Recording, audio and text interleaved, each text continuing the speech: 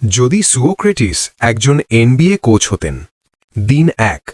তিনি লকার রুমে ঢুকলেন, খালি পায়ে, অগোছালো ধূসর দাড়ি। সবচেয়ে বেশি বেতন পাওয়া খেলোয়াড়ের দিকে তাকালেন। তুমি বছরে $50 মিলিয়ন পাও, বিনা টাকায় খেলতে পারবে? খেলোয়াড় হাসে, সুওক্রেটিস হাসেন না। প্রথম প্র্যাকটিস, একজন খেলোয়াড় ডাঙ্ক করে 30 সেকেন্ড উদযাপন করল। সুওক্রেটিস অপেক্ষা করলেন, তারপর বললেন, যদি দর্শকের প্রতিক্রিয়াই তোমার শক্তি হয়, সেটা ছাড়া তুমি কে?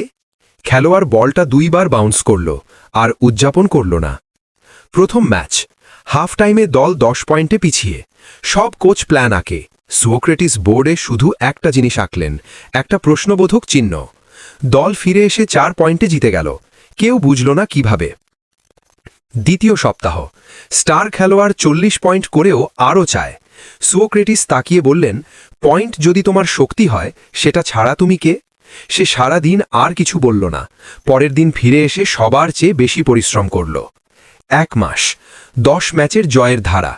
একজন সাংবাদিক জিজ্ঞেস করল, আপনার গোপন রহস্য কি? সুওক্রেটিস বললেন, আমি বাস্কেটবল সম্পর্কে কিছুই জানি না। সাংবাদিক হাসে, দল হাসে না। 6 মাস, তারা চ্যাম্পিয়নশিপ জিতে নেয়। সুওক্রেটিস চলে যেতে শুরু করেন। একজন খেলোয়াড় দৌড়ে আসে, কোচ দাঁড়ান, আপনি ট্রফি নিতে চান না? সুওক্রেটিস ফিরে তাকান, যদি ট্রফিটাই তোমার শক্তি হয়, তাহলে সেটা ছাড়া তুমি কে?